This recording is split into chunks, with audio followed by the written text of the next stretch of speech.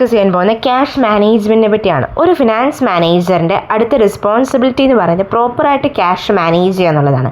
അതായത് cash ഇൻഫ്ലോസും cash ഔട്ട്ഫ്ലോസും നമ്മൾ properly manage ചെയ്യുക എന്നുള്ളതാണ് ഒരു ഫിനാൻസ് മാനേജറിൻ്റെ റെസ്പോൺസിബിലിറ്റി എന്ന് പറയുന്നത്. അതായത് എങ്ങനെയാണ് ബാങ്ക് റീകൺസിലേഷൻ സ്റ്റേറ്റ്മെൻറ്റ് പ്രിപ്പയർ ചെയ്യുന്നതിലൂടെ, ലിക്വിഡിറ്റി മാനേജ് ചെയ്തതിലൂടെ, പിന്നെ ക്യാഷ് ഫ്ലോ ഫോർകാസ്റ്റിങ്ങിലൂടെയൊക്കെയാണ് നമ്മൾ ക്യാഷ് മാനേജ് ചെയ്യുന്നത്.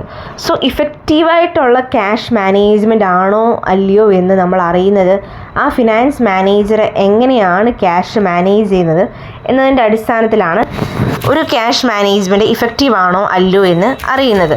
അത് കഴിഞ്ഞാൽ ടാക്സ് പ്ലാനിങ് എന്ന് പറയുന്നത് ടാക്സ് ലയബിലിറ്റി റെഡ്യൂസ് ചെയ്യാൻ വേണ്ടിയിട്ട് നമ്മൾ യൂസ് ചെയ്യുന്ന ഒരു ടെക്നിക്കിനെയാണ് ടാക്സ് പ്ലാനിങ് എന്ന് പറയുന്നത്. അതായത് ഇൻകം ടൈമിങ്ങിലൂടെ, ഡിഡക്ഷനിലൂടെ, ടാക്സ് എഫിഷ്യൻ്റ് ഇൻവെസ്റ്റ്മെൻറ്റിലൂടെ, എൻറ്റിറ്റി സ്ട്രക്ചർ, റിട്ടയർമെൻറ്റ് പ്ലാനിങ്, ഇതൊക്കെയാണ് ടാക്സ് പ്ലാനിങ്ങിൻ്റെ എംഫസൈസ് എന്ന് പറയുന്നത്. ഡിഡക്ഷനിലൂടെ നമ്മൾ പഠിച്ചിട്ടുണ്ട്, നമുക്ക് എക്സംഷൻസും കാര്യങ്ങളും എല്ലാം ഉണ്ട്.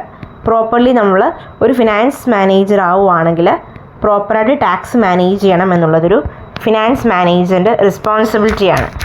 അടുത്തതായിട്ട് ഡിവിഡൻഡ് പോളിസി എന്ന് പറയുമ്പോൾ ഡിവിഡൻഡ് ഡിസിഷൻ എന്ന് പറയുന്നത് ഷെയർ ഹോൾഡേഴ്സിന് കിട്ടുന്ന പ്രോഫിറ്റ് എന്നെയാണ് നമ്മൾ ഡിവിഡൻഡ് ഡിസിഷൻ എന്ന് പറയുന്നത്. സോ ഡിവിഡൻഡ് പോളിസി എന്ന് പറയുന്നത് കമ്പനി ഡിസ്ട്രിബ്യൂട്ട് ചെയ്യുന്ന, ഷെയർ ഹോൾഡേഴ്സിൻ്റെ കമ്പനി ഡിസ്ട്രിബ്യൂട്ട് ചെയ്യുന്ന ഏർണിങ്സിനെയാണ് നമ്മൾ ഡിവിഡൻഡ് പോളിസീസ് എന്ന് പറയുന്നത്. അതായത് ഡിവിഡൻഡ് പോളിസീസ് എന്ന് പറയുമ്പോൾ സ്റ്റേബിൾ ഡിവിഡൻഡ് പോളിസീസ് ഉണ്ട്, കോൺസ്റ്റൻറ്റ് ഡിവിഡൻഡ് പോളിസി ഉണ്ട്, റെസിഡ്യുവൽ ഡിവിഡൻഡ് പോളിസീസ് ഉണ്ട്, ഹൈബ്രിഡ് ഡിവിഡൻഡ് പോളിസീസ് ഉണ്ട്.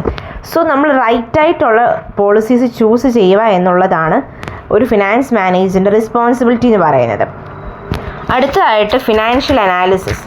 എന്താണ് ഫിനാൻഷ്യൽ അനാലിസിസ് എന്ന് വെച്ച് കഴിഞ്ഞാൽ പ്രോപ്പറായിട്ട് നമ്മൾ ഫിനാൻസ് അനലൈസ് ചെയ്യുക. അതായത് ഫിനാൻഷ്യൽ സ്റ്റേറ്റ്മെൻറ്റിലൂടെ, റേഷ്യോ അനാലിസിസിലൂടെ, ട്രെൻഡ് അനാലിസിസിലൂടെ, കമ്പാരിറ്റീവ് സ്റ്റേറ്റ്മെൻറ്റിലൂടെ, ക്യാഷ് ഫ്ലോ അനാലിസിസിലൂടെ ഒക്കെ നമ്മൾ പ്രോപ്പറായിട്ട് എന്ത് ചെയ്യുക, ഫിനാൻസ് നമ്മൾ അനലൈസ് ചെയ്യുക. ഇതൊക്കെയാണ് ലാസ്റ്റ് പോയിൻ്റ്. സോ ഇത്രയേ ഉള്ളൂ, ഈ ഒരു ചാപ്റ്റർ തീർന്നു.